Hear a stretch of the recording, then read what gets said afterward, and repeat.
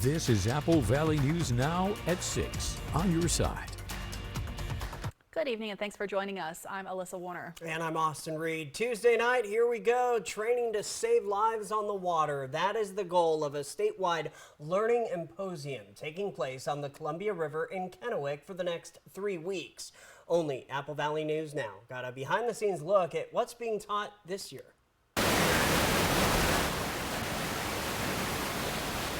As a train passes over the Columbia River on a sunny Tuesday afternoon, they have to do other duties besides boat patrol. These deputies, 21 to be exact, and many of them brand new, are now in class.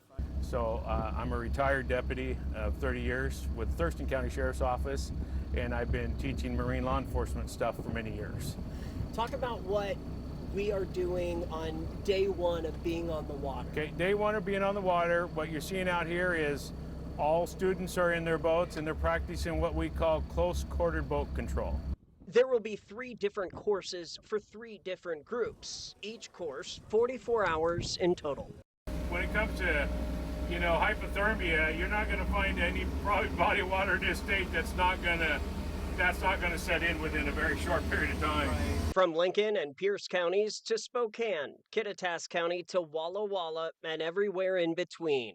These men and women are striving to be the best they can be when it comes to water safety. I work for the Walla Walla County Sheriff's Office. My official title is Chief Criminal Deputy. Well, living in the Tri-Cities, all of our counties are surrounded by water. It's cold water and it's moving water. Boating safety is imperative that we can reach out to the community. The fact that you're conducting this interview is a big deal to us. Decades ago, law enforcement chose the Tri-Cities for this statewide training session, and that's for good reason. I'm from the west side of the state. One nice thing about coming over here, we usually have some nicer weather, right? It's real nice to do it here, and we get a little bit of variety of, we're in a river, obviously.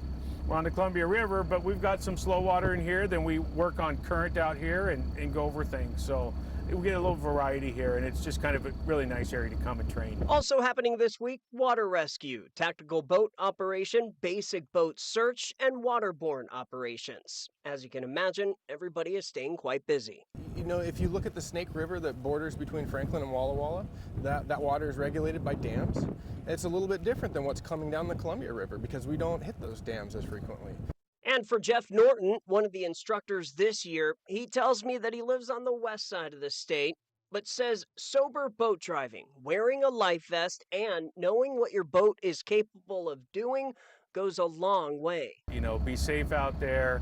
That's why we strategically plan these in April and May because, as you know, the boating season starts usually around Memorial Day weekend, and that's when people first pull their boats out. They haven't been around their boats forever.